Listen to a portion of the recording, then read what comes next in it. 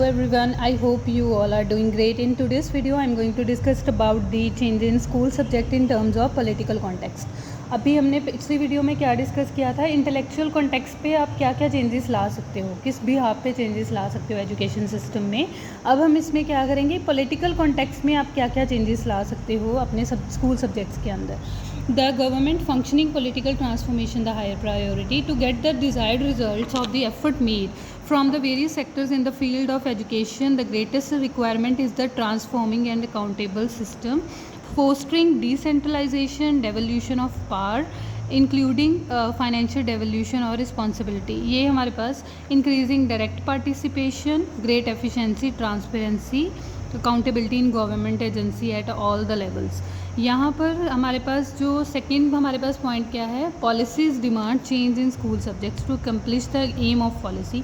हमारी गवर्नमेंट के कुछ विजन्स हैं हमारे फ्यूचर जनरेशन्स को लेके, वो सारे एस्पेक्ट्स हमारी एजुकेशन के अंदर कवर होने चाहिए कि हम अपना करिकुला इस हिसाब से डिज़ाइन कर रहे हैं या हमारे सब्जेक्ट्स इस हिसाब से होने चाहिए, सो दैट कि हम गवर्नमेंट की जो नेसेसिटी है in order to make the civic citizens और समथिंग, तो ये सारी भी फुलफ़िल होनी चाहिए।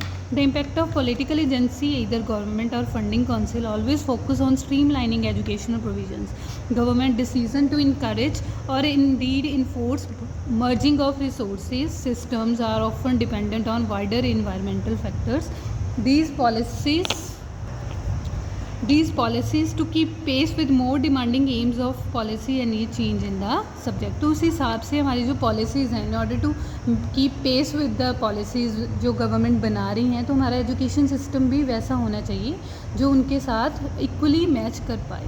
Policies demand at local levels. अभी हमारे पास क्या है कि हमारे एजुकेशन सिस्टम में ऐसे सब्जेक्ट्स होने चाहिए कि हमारे सोसाइटी के अंदर बहुत सारे social issues, political issues, occupational issues चल रहे हैं या हायर अनएम्प्लॉयमेंट रेट है, तो हमारे एजुकेशन सिस्टम में वो कैपेसिटी होनी चाहिए कि वहाँ पर हमारे जो नॉलेज है वो इस हिसाब से होनी चाहिए कि हम अब इन सब सिनेरियो को थोड़ा सा इम्प्रूव कर पाएँ।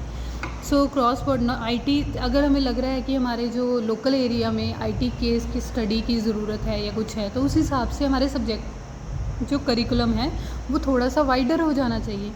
Concern such as agriculture, rural community, rural health और वेलबींग, तो ऐसे टॉपिक्स भी हमारे पास सब्जेक्ट्स के अंदर क्या होने चाहिए, इंट्रोड्यूस होने चाहिए। International policies to cope with the international standards. Globalization हमारे पास क्या है कि अगर in order to globalization and spread of market relation to every sphere of society, important implications of the education.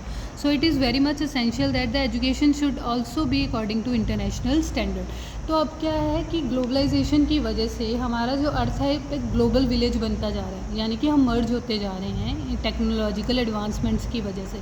तो इस वजह से अगर हमारे दो एजुकेशन सिस्टम, दो कंट्रीज़ के एजुकेशन सिस्टम में बहुत ज़्यादा फ़र्क होगा, तो we are not able to cope up with the international policies. तो इसलिए हमारी जो एजुकेशन सिस्टम होना चाहिए वो ऐसा होना चाहिए कि वो इंटरनेशनली एक्सेप्टेबल हो या एफिलिएटेड हो, तो इसलिए उस हिसाब से हमारे सब्जेक्ट्स भी होने चाहिए। To reduce the family influence in political sector. तो दूसरा फैक्टर क्या है कि फैमिली का बच्चे की लाइफ में बहुत बड़ा रोल है। अगर आप फैमिली के रोल को क्या कर सकते हो, डिनाई नहीं कर सकते। तो इसलिए क्या होता है, कई बार हमारे घर में एक हमारी थिंकिंग बनी होती है कि हमारी जो ये गवर्नमेंट के साथ पॉलिसी होनी चाहिए या ये गवर्नमेंट के साथ हमारे ज़्यादा रिलेशंस हैं।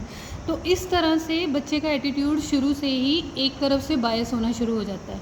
लेकिन अगर हमारे घर की बजाय हमारे एजुकेशन सिस्टम में हमारे बच्चों को लॉज के बारे में क्लियरली बताया जाएगा, तो वो बेटर लीडर को चुनने में कैपेबल हो पाएंगे, रादर देन फैमिली प्रेशर के अंडर वो किसी को भी अपना वोटिंग राइट दे देंगे। तो इस हिसाब से मेरे एजुकेशन सिस्टम के लिए बोल रहे हैं। क्रॉस बॉर्डर नॉलेज ट्रांसफ़र का भी सेम मतलब है कि आज हमारे पास ग्लोबल विलेज की वजह से हमारा जो इंटरनेशनल बाउंड्रीज़ है वो इतनी ज़्यादा रिजिड नहीं रही हैं, हम जियोग्राफिकल बाउंड्रीज़ को बड़ी ईजिली क्रॉस कर लेते हैं। तो इसी तरह से हमारे कल्चर्स भी क्रॉस हो रहे हैं, जिस वजह से हमारे जो एजुकेशनल इंस्टीट्यूशंस हैं वो अपने आप को इंटरनेशनलाइज करने के लिए या रिवाइटलाइज इंडस्ट्रीज़ या रीजन के लिए they provide education to younger people for developing countries of the world, right? Developing skills and knowledge in regions workers to be successful. हमारे एजुकेशन सिस्टम के अंदर ऐसे जो स्किल्स हैं वो जो ऐसी नॉलेज है वो ऐसी प्रोवाइड की जानी चाहिए जो हमारे बच्चों को ट्रेनिंग प्रोवाइड कर सके फ्यूचर जॉब्स के लिए, ताकि उनका इकोनॉमिक फ्यूचर क्या हो जाए, सिक्योर हो जाए। They have to develop such kind of policies. उन्हें स्टॉक मार्केट्स वगैरह के बारे में भी, उसके बारे में भी नॉलेज क्या की जानी चाहिए, दी जानी चाहिए।